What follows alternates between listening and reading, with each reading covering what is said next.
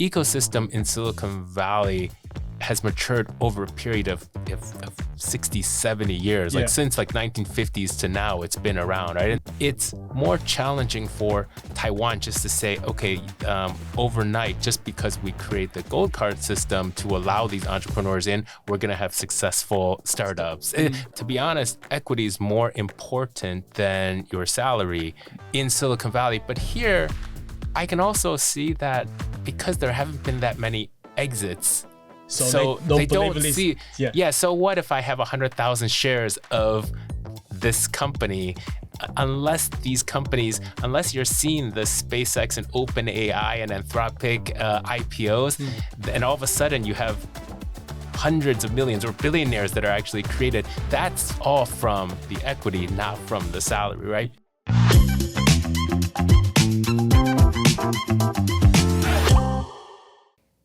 Hello， 大家好，欢迎回到 Side Chat， 我是 Inside 的编辑米娅。我是 Fox。那今天 Side Chat 邀请到的来宾是 YouTube 共同创办人陈世俊。那他27岁那年跟2位 PayPal 同事创办了 YouTube。20个月后呢，以 16.5 亿美金卖给 Google， 是矽谷史上最年轻的成功故事之一。那在经过2次的手术之后呢，他2019年带着家人从矽谷回台北定居，是台湾首位就业金卡的持有者。那这一次呢，访谈我们想跟他聊聊他眼中的 PayPal Mafia 跟矽谷人脉，还有那段短暂的 Facebook 的经历，以及 AI 时代下他对于教育与人生的最新的思考。Hi Steve, welcome to the show. Can you say a quick hello to everyone listening? All right. Well, thank you for inviting me to this. Apologies, this has to be in English. 中文不好啦。Okay. So great to have you here, Steve. There are a lot we want to get into today. Let's jump it right in. You have been back in Taiwan for a while. What is your observation about the environment here? What has surprised you most, or what has completely changed your mind about Taiwan from the perspective of a Taiwanese person in Silicon Valley? No, that's a good question. I think I should answer that from almost 3 perspectives, right? Because I was originally born in Taiwan, and I didn't move to the U.S. until I finished 3rd grade. I think 2nd grade here in Taiwan, and moved to the U.S. in 3rd grade, so when I was 8 years old. So I still remember a little bit of what it was like to be going to, elementary, lower school here in Taiwan. And then, of course, I grew up mostly in the Chicago area, went to a boarding school when I was pretty young, and then went to college at the University of Illinois, Urbana-Champaign. And this was kind of just the start of the internet period. And starting from 1999 was when I joined PayPal. And well, I think we'll dive more into that, but I think most of that professional career from day one for the next 20 years, from 1999 to 2019, was always in Silicon Valley. And throughout that experience was PayPal, acquisition, .com crash, working with Sequoia Capital, with Roloff from the CFO of PayPal, invested with YouTube, the acquisition there, working for a bit with Google Ventures. But then I think pretty important is the other perspective of Taiwan coming back in 2019. And at that point, it was moving my whole family. So at that point, I already had 2 kids. Same thing, around the same age that I was when I moved to the U.S. So they were starting in 2nd grade and 4th grade. And so they started here at the Taipei American School starting from 2019. And we've been back in Taiwan ever since then. So now 2026, 6-7 years. And again, I think looked at it from different perspectives of what it was like growing up as a young Taiwanese American in the Midwest. I think those 20 years in Silicon Valley was also very important, I think. And then I think all throughout that period, it was always, I think, this big question of a lot of successful Taiwanese Americans in the US and Silicon Valley, especially starting companies, co-founding companies. Yeah. But all the times coming back here to Taiwan, I think the question was always, of course, there's the semiconductors and you have Computex now and you have TSMC. And of course, especially with AI, TSMC and all the semiconductors in Taiwan are doing very well.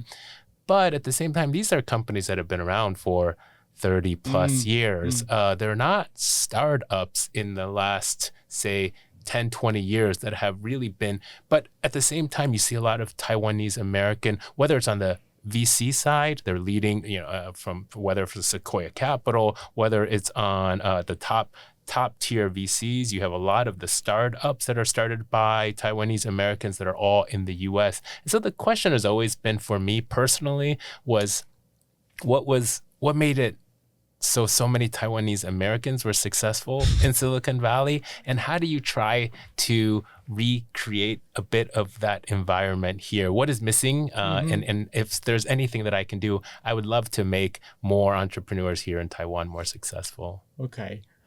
So following your observation about Taiwan, you are in a very special position. People in both Taipei and Silicon Valley know you.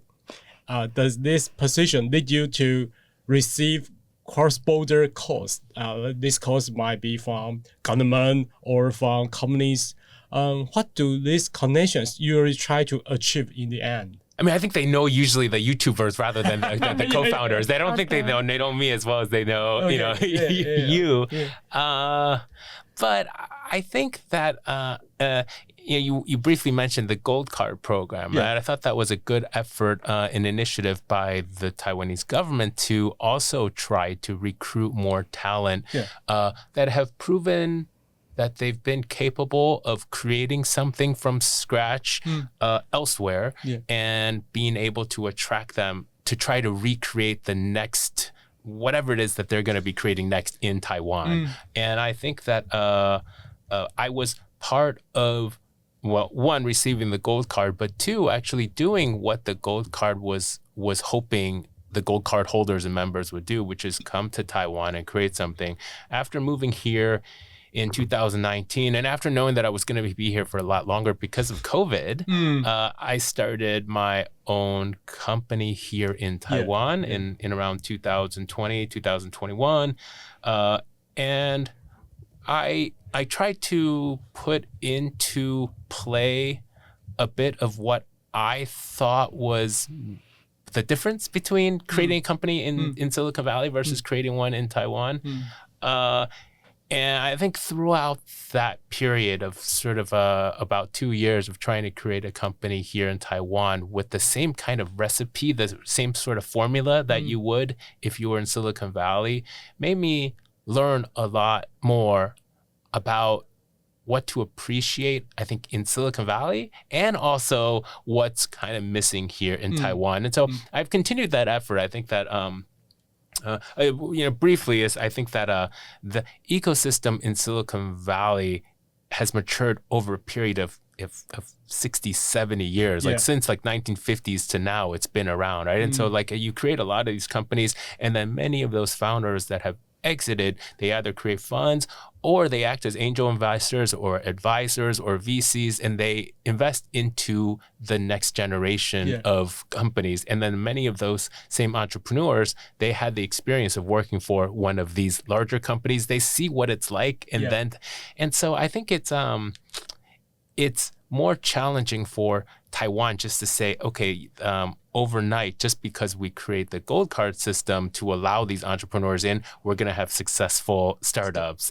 Because you learn after I was here, when you try to go fundraise, when you look at some of the copyright laws, the IP protection, the banking laws, when you start doing fundraising and you need to wire money in from, and then, there's a lot of these issues that you run into that you wouldn't even know about when you're in Silicon Valley. And so only I think when I left Silicon Valley and tried to create something here, then I started appreciating what Silicon Valley had. So it wasn't 20 years in Silicon Valley, but more the 6-7 years, or even the 2 years of starting something here in Taiwan that I learned, wow, Silicon Valley is special. It's quite different. I think the whole infrastructure is built for the semiconductor industry. Yeah. So that's the reason it's not suitable for, I will say, maybe internet or software industry here. It's not good for you. But I will say it's getting better in last 2 decades for me. For me, but it's not enough. It's changing right now. And I think, even like I briefly touched upon it, right? This idea of equity, that was very difficult to convince the new employees that, to be honest, equity is more important than your salary in Silicon Valley. But here, I can also see that because there haven't been that many exits, so they don't see. Yeah. So what if I have 100,000 shares of this company? Unless you're seeing the SpaceX and OpenAI and Anthropic IPOs, and all of a sudden you have hundreds of millions or billionaires that are actually created. That's all from the equity, not from the salary, right? But I can also see that you haven't had many of those exit opportunities. So you haven't been able to equate 0.5% of a startup to be of any value. Yes. Yeah. Totally agree. So last year, you officially became the Asia Pacific ambassador of the Berkeley Skydeck Accelerator. Compared to when you were in the individual angel investor, what resource or channels has this role opened up for you that you could not access before? Well, so I think the next step after trying to create a startup here for 2 years, right, and it not working out, but learning a lot through that process, I thought that what I could add most value to was a layer underneath starting a company, which is kind of what we talked about, identifying kind of the negatives, the flaws that exist, and then see if we can build more of these bridges and connections to specifically to Silicon Valley. And so I still go back and forth, probably divide up my time between probably 4 or 5 months out of the year in the US still, and then the rest of the time still, the majority of the year, about 7 months out of the year still in Taiwan. And I think that it's important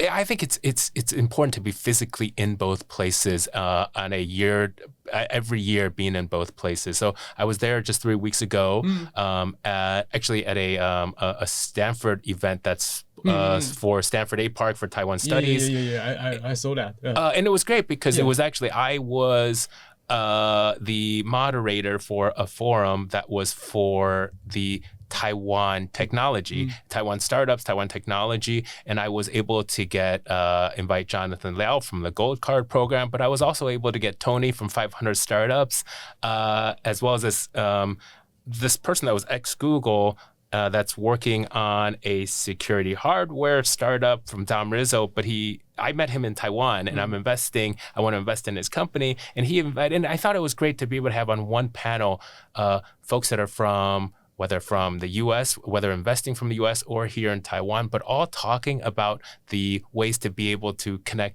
this bridge together. And it's similar to on the Berkeley Skydeck team, especially if there's some of these companies that are doing more in either low-level software or semiconductors, more on the hardware front. It really stands out for them to be here in Taiwan. I think another great example is like Revos that did well here. They have 4 offices now here in Taiwan and Hsinchu, and I think that's great that companies like that, they know that in order to be at the low level, you still have to be in Taiwan to be able to do it. So I try to help out, like whether it's founders here in Taiwan, if they need the connections for a top tier VC from Silicon Valley, I can try to help them with that.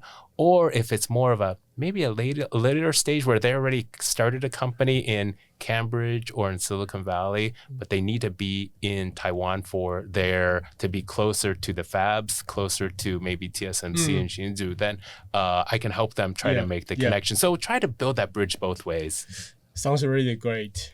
So let's talk about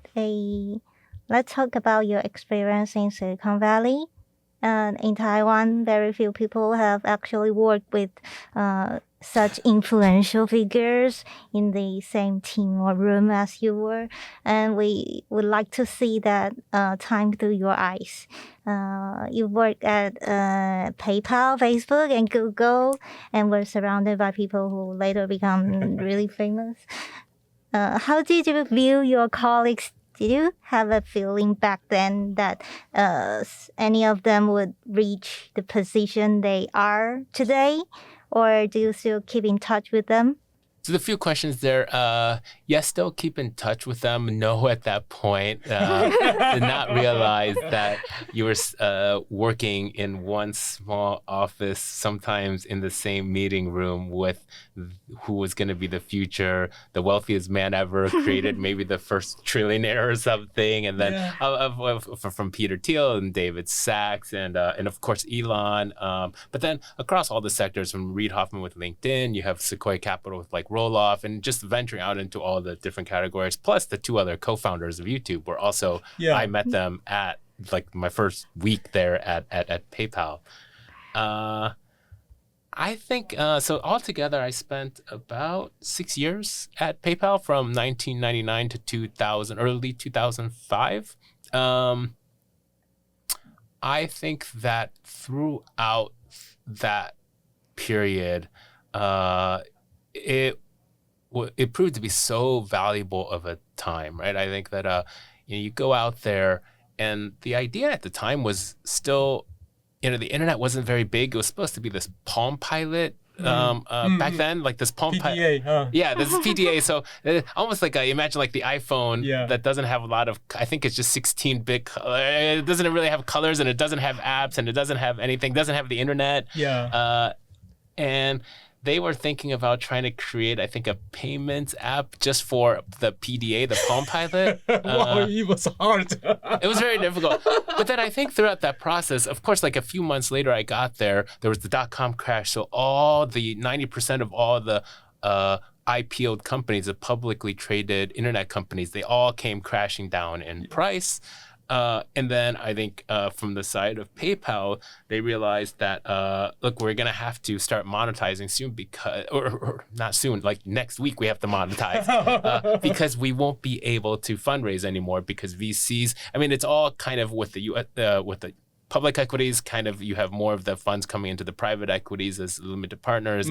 And so I think once that cycle stops, it's harder to get fundraising. And so the companies have to figure out how they're going to be able to survive on their own. So overnight, it used to be distributing out for every time somebody signed up for a new account, you gave them $10. And then every time you referred somebody to PayPal, you would give them $10. But overnight, you had to stop all of that. You have to figure out exactly how are you going to monetize. So they started charging these business accounts. And then I think there was also eventually the synergy that was formed with eBay because they found out afterwards that the greatest need for a P2P payments service or an app is actually auctions, because after an auction ends, there's a winner, there's a buyer, there's a seller, but then the buyer has to pay the seller money. Before PayPal, they would send a check and then they would mail it, and maybe a week later, 2 weeks later, they would get it. With PayPal, at least it happened instantly. There's a buy button, there's a pay button. After you pay it, it gets settled right away. But as I was going back, I think what was most important about that was going through that whole phase of the crash, the evolution of the product from Palm Pilot to web, to then auctions, to going IPO. We went through an acquisition with eBay, and then it split off again. Going through all that, and then sampling what it was like to be acquired by a company and what it was like to be integrated into eBay as part of PayPal. And then it separated again, PayPal and eBay. And throughout that whole period, it was like just learning every step along the way, but not just me, but all those PayPal, that whole PayPal Mafia group was all part of that group that was taking this lesson from the front lines. And I think it gave us a lot of confidence to try something new. I think most of us around that 2004, 2005, as we were leaving PayPal, we left all around the same time because it was kind of, that journey had come to an end. We all had an idea and we all thought if we could go through that with PayPal, we can try another idea and see if it works. And so many of us during that period, we had an idea in our heads and we just tried it. Okay. So, is there a big difference between the people you know closely back then and the people the public sees through the media today? No, I think, I think a lot of those people, I think aside from just working on specifically within the spheres of just whether investing or starting new companies or starting new funds, they've ventured out into many other areas as well. I think like a lot of the areas where I think especially with like David Sachs or Elon, where they're tied in with more on the government level, because I do think that there are a lot of these sort of optimizations that can be done for the sake of just helping out startups and helping out entrepreneurs. And so I think it's kind of this evolutionary process as you want to start becoming, as you start wanting to grow bigger and making it more influential and trying to optimize things, you start to naturally move that. And I think even for me personally, like I'm excited about trying to improve. I'm so excited to try to create the PayPal of Taiwan. I mean, try to create that one company, because I think that you first need that one company. And if it's that PayPal, almost the Taiwan PayPal Mafia or something, like if you can create that in Taiwan, that will convince the next generation. So I didn't start PayPal, but I was part of that next wave that was an early employee of PayPal that gained the confidence that I could try something and create something on my own. And so I think same thing, that needs to start somewhere. And so if you start the PayPal, of course the founders and maybe the early stage investors, they'll make the most out of the capital invested. But I think what's more valuable than that is the early employees that go on and gain the confidence to create their own startup. And that's it's looking long term. It's not, I spent 6 years at PayPal and then it was another 2-3 years before YouTube was acquired by Google. So it was a long process of doing that, but it needs to start somewhere. And the idea for me is after 20 years in Silicon Valley, after I was doing a lot of angel investing at the end, working with Google Ventures, of course, starting being part of the PayPal, YouTube acquisition with Google. I thought that one thing that would be great to do that's outside of that, but something that's it would almost be more meaningful to me, is to be able to come back and to be able to help the talent pool that you have here in Taiwan. But I think just a few more of these connections need to be made, or plugs need to be plugged in. And I hope I can help in some ways because I happen to have just the connections on both sides. Is there anyone you think it's greatly misunderstood by the media or public? One is that my reading is still at the 3rd grade level for Chinese. So most of the unless it's like 4.4 or something, I can't read it well. So most of the content that I happen to read, happens to be from more in English media, English outlets, or watching it on YouTube. But I think that there's generally more people than, I think it just means more welcome. There's a lot of these, there are a lot of people that we have met, that I've gotten connected to in Silicon Valley during the 20 years that I was there, that have Taiwanese American backgrounds. They may not have grown up in Chicago. They may have been in New York, LA, like New Orleans, they're in different places in Wisconsin, but then they gravitated towards Silicon Valley when they wanted to create something. And to be honest, many of them actually applied for the gold card and came back to Taiwan, thinking that they too want to contribute and give something back. And I just think that if there's I think there's if there are more of these opportunities to be able to open up those gates, I think you would be surprised at the number of these Taiwanese Americans that would want to do something and to give back in some way if the opportunity is there for them to contribute. And for Peter Thiel, David Sachs, or Elon Musk, you mentioned before, Mark Zuckerberg, have your own impression of them changed or flipped over the years? No, I mean, for the most part, of course, I think like some of them are more outspoken than others, but I think like having worked with them in private, all of them had strong convictions about their ideas and their product and like who was right and who was wrong, right? And I think that I think in some ways that's a big differentiator between Silicon Valley companies and Taiwanese companies.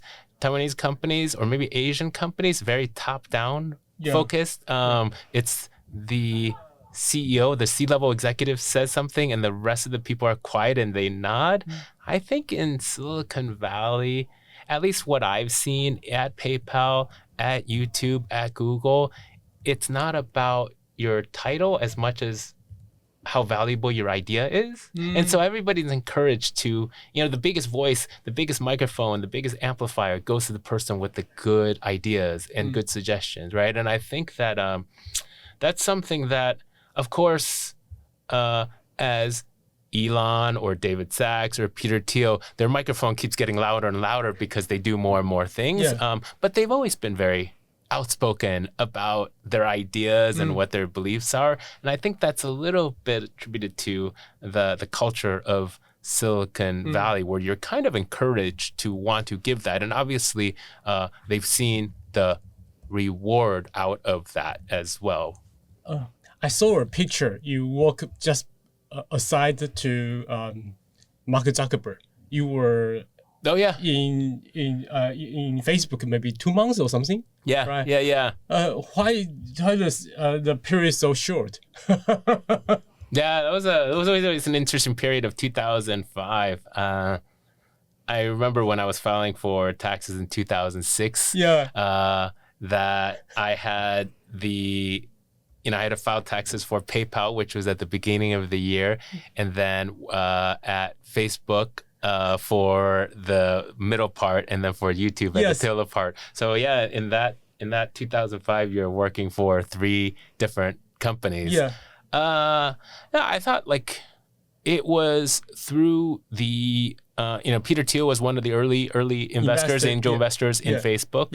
And so it was starting to become kind of the next thing as you started getting more of the social networking and people connecting with one another. But I think, back to I probably would have stayed at Facebook if it was working for a startup or working for somebody else.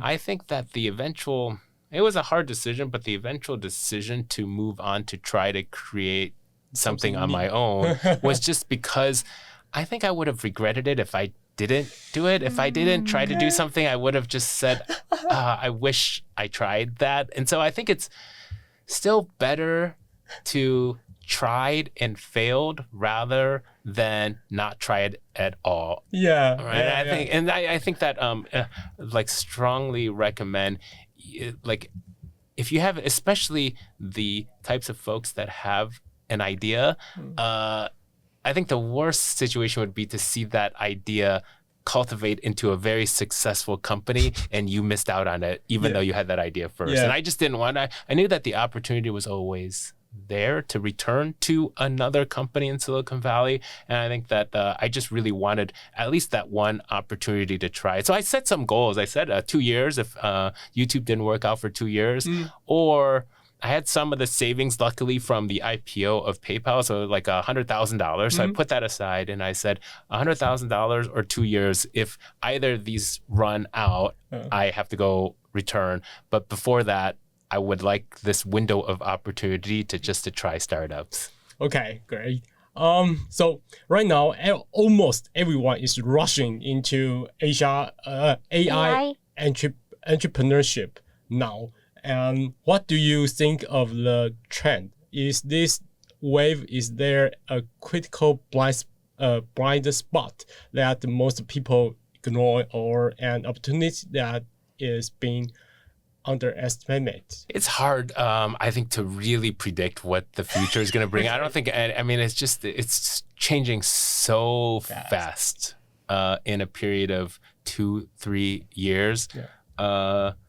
With what the models are capable of doing, to the point where every time just about every week that goes by, there is some record-breaking news that it's solving some math problems that haven't been solved for 60 years, right? That you have, and then I think just on the exciting with semiconductors, with what's going on Computex this week, with what the collaborations between NVIDIA and TSMC, and what's going on even here in Taiwan, and a huge part of that. And then I think beyond just the actual AI, the training itself, the uses of it. So I think it's really fascinating what's going on there. But I think it'll create some havoc in the industries that I know. I think in Silicon Valley, especially, where you can utilize AI to do a lot of the ideas and just have the AI kind of build out at least the prototypes for you. And so I think it's real that the vibe coding is not going away, that there is something definitely there. And it's not just for people that don't know how to code to be able to code. It's also to improve and really to be able to correct the mistakes and errors and multiply the productivity of the engineers that do know how to code and do know how to code very well. Like many of the engineering peers back in Silicon Valley, whenever I go back, they are utilizing AI in their day-to-day, and they are seeing their productivity multiply.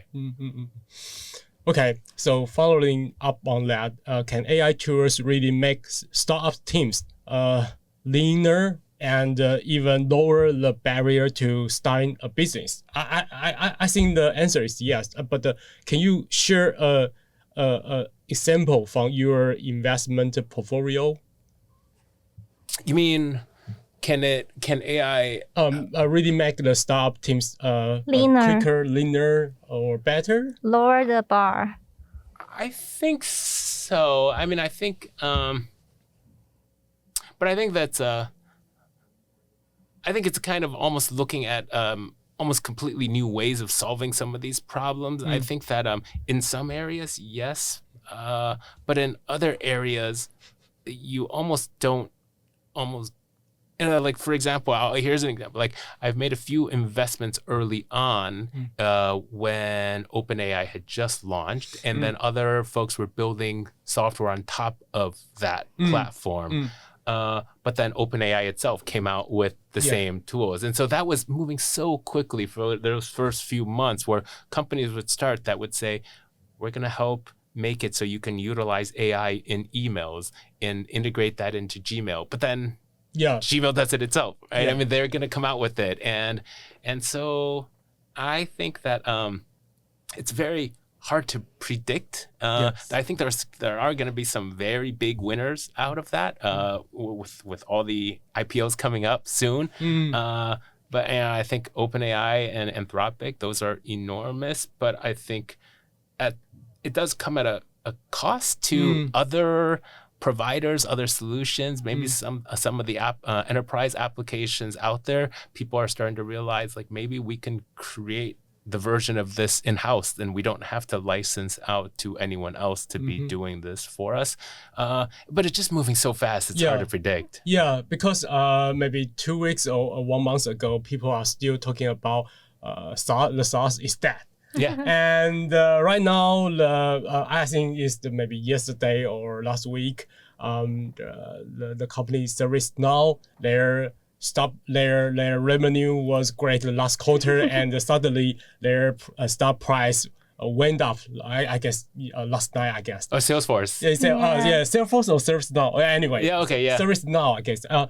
But anyway, the software industry stock price is rising again. So what's your opinion on this like changing trends. Or do you think the SARS is dead or not? Oh. Or I mean, even just the stock market. Like you have all the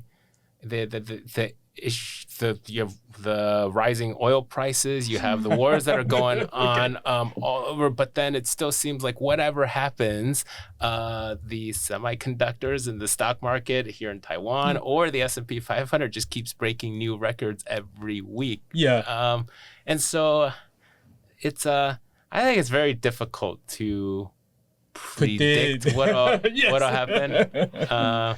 But I mean, I think the one thing that's easy to predict is that I think there's going to be a lot of changes that it's going to be coming. But it's unfortunately, it's hard to predict exactly what those changes are. Yeah, I do think so too. Yeah, especially the stock price. You can't predict the stock price. But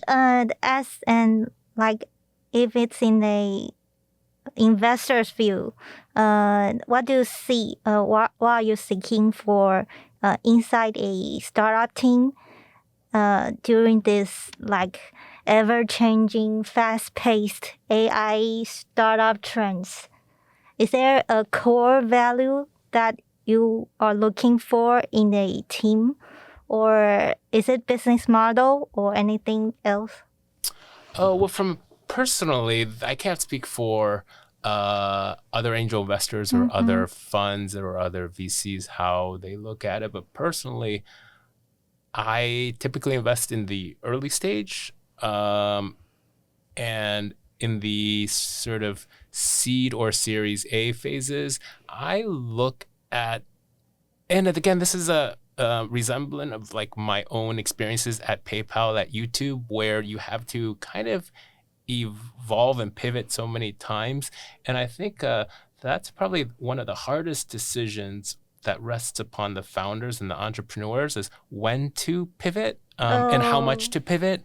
And I think at that point, these ideas, when you meet them that early on at the Series A or seed phase, it's most likely, if they're going to be successful, by the time they're successful, that idea is going to be so different from what you see that company. But the only person that can take that company and continue to morph it and continue to adapt it to the different challenges that keep coming up, there's nobody that knows exactly what was going to happen. And so I think it's looking more at the founders themselves. They need to have both a combination of being humble but also confident. Okay. And so you once mentioned that you prefer your children not to download TikTok. Now that AI generated content is everywhere, and do you think that AI will change the way children learn, or is it a distraction, or can it help them learn faster? Just AI in general? Social media, AI generated content, or anything AI related tools? I think, again, it's, I think this question may be relevant to so many different areas. It could be like user-generated content, is that good or bad? Or YouTube, is that good or bad? TikTok, is that good or bad? Social media, is that good or bad?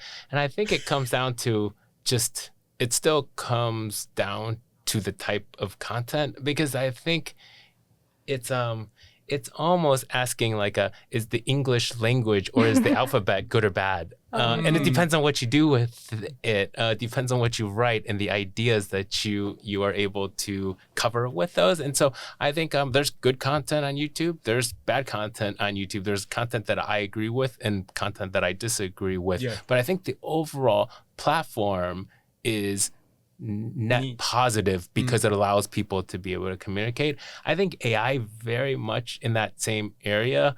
I think there's going to be areas where there's, where it's generating fake information, false, that may not be good. But I think in general, AI is a tool that is good for us. But I think just the same as in all these other categories that I mentioned before, we need to be careful about how it's used, especially I think for for younger generations that's trying to learn something and not to kind of only rely on AI for all of it. But I think AI will like the difference that make AIs technologies or generative AIs in general so special is that it changed a lot of areas in a very fast, very rapid pace. And how do you think, what kind of skill do you especially want your children to have during this fast changing area? Is there anything that AI can't replace? Because like if you are talking about education, maybe it takes decades to, at least in the past, to learn a specific skill. But now, like people are always talking about AI can replace lots of jobs that you've been doing well for many years. So how do you think when it comes to education? Yeah, I think to be honest, like I don't have like the solid answer for it, but this question gets asked a lot, even for people in Silicon Valley that are behind these technologies, that are behind creating some of these the products that's affecting this change. I think that a part of it for me is I think it's still important for my kids to learn some of the fundamentals of science, of math, of just the core knowledge out there. It probably I used to get frustrated if they're not trying to also learn how to program or code engineer, but these days it doesn't matter. It doesn't matter at all. It doesn't matter as much. Okay.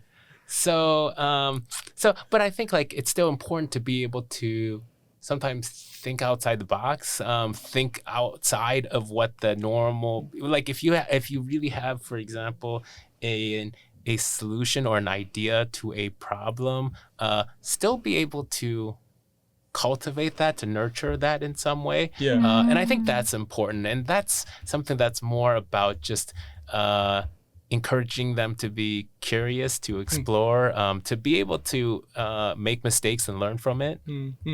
Curiosity is very important, I guess. Yeah. So when you started YouTube, do you predict that the creator economy will grow into such a huge industry today? And from your observation, what real impacts has generative AI brought to today's content creation and business models?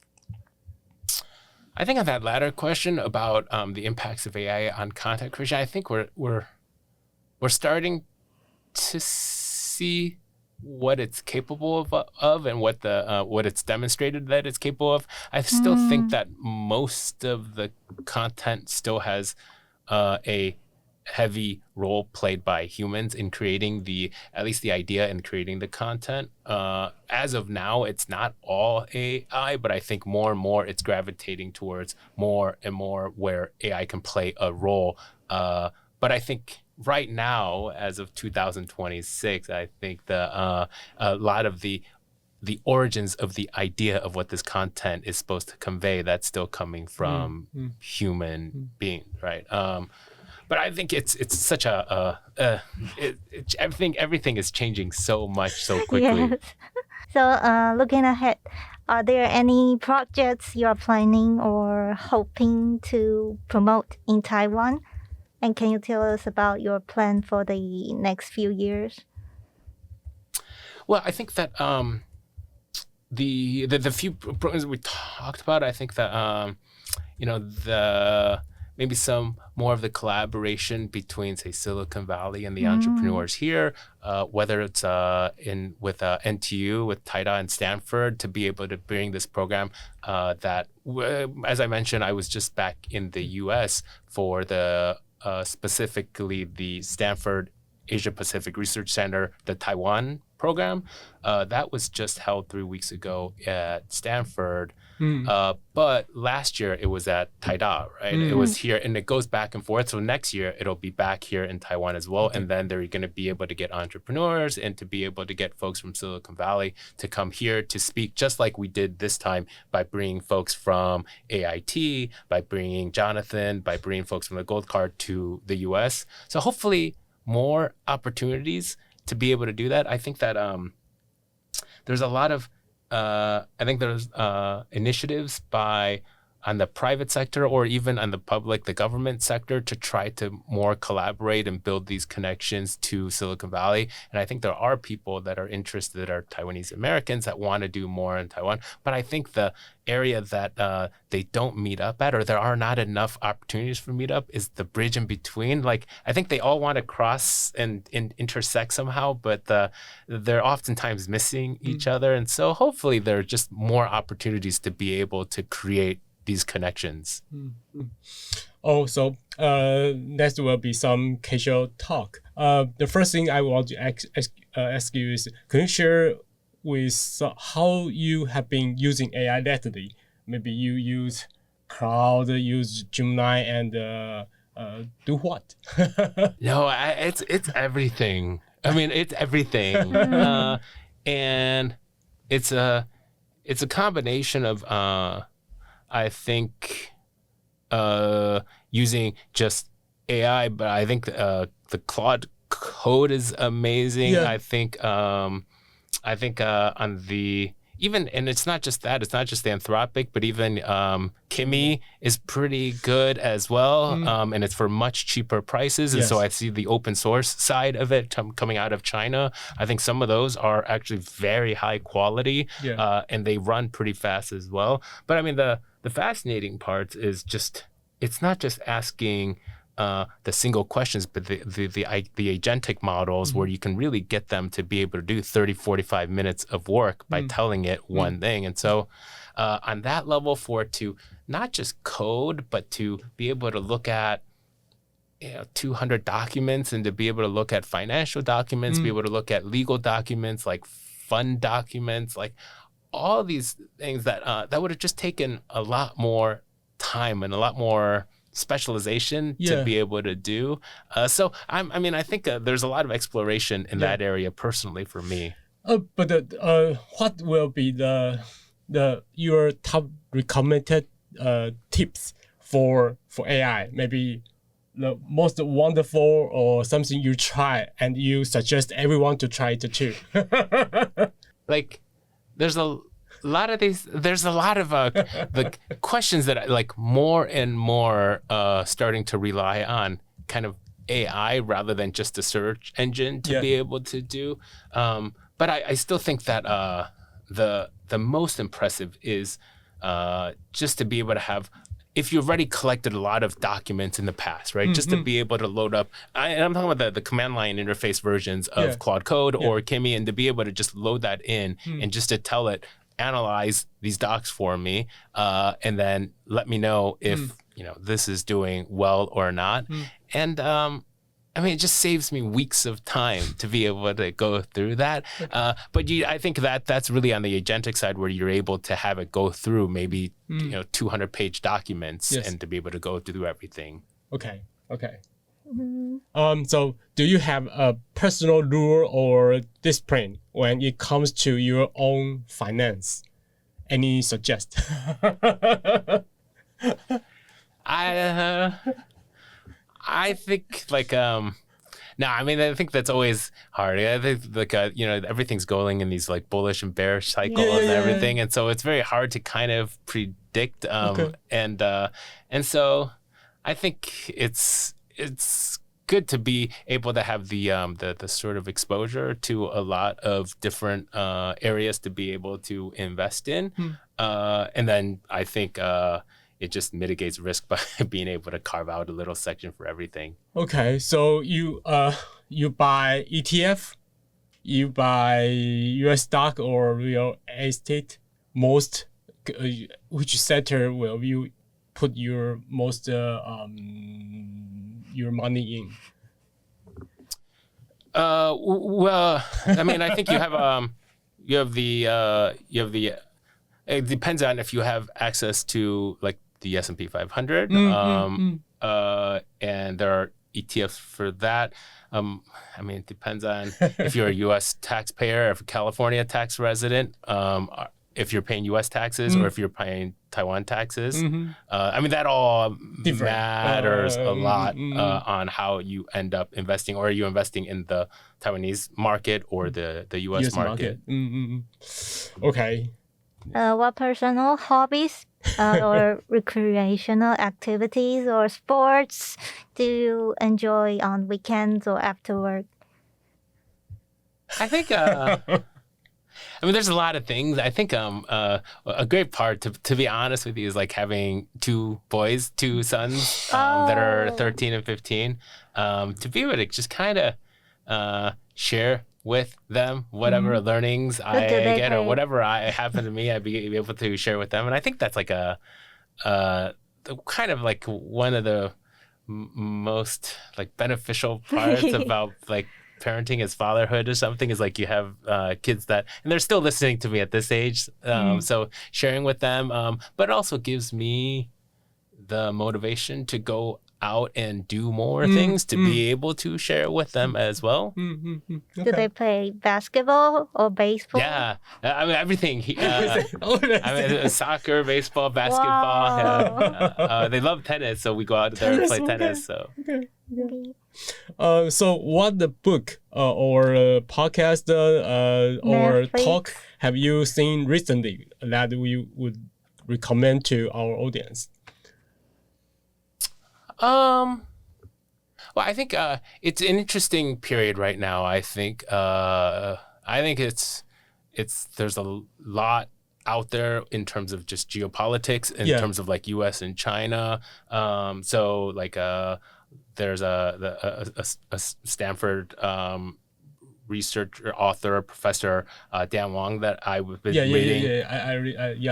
Wang Dan, 很特别，这个人叫王丹。Yeah, and he spoke at the JP Morgan event just a few weeks ago there in Shanghai, and it was great to be able to see him speak. And he's at Stanford now, and so I think like just to be able to talk about, I think on both sides of what's happening from somebody that was from China, but that is now working, I think at Yale and then now at Stanford, to be able to see both sides of it. I think that's like the best way for me to be able to get a better idea, is to just, I think, be always trying to see what am I missing from the other perspective. Okay, great. So Steve, thank you so much for joining us today, and for sharing your time and your story with us. That was awesome, I think. And thanks to everyone listening. Take care and see you in next episode. Thank you. Thank you so much. Thank you so much. Bye bye. Bye bye. Thank you. Bye bye.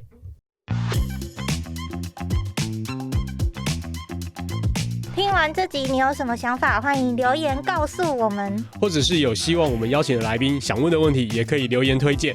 也欢迎你订阅、按赞并分享给你的朋友们。我们下集见，拜拜。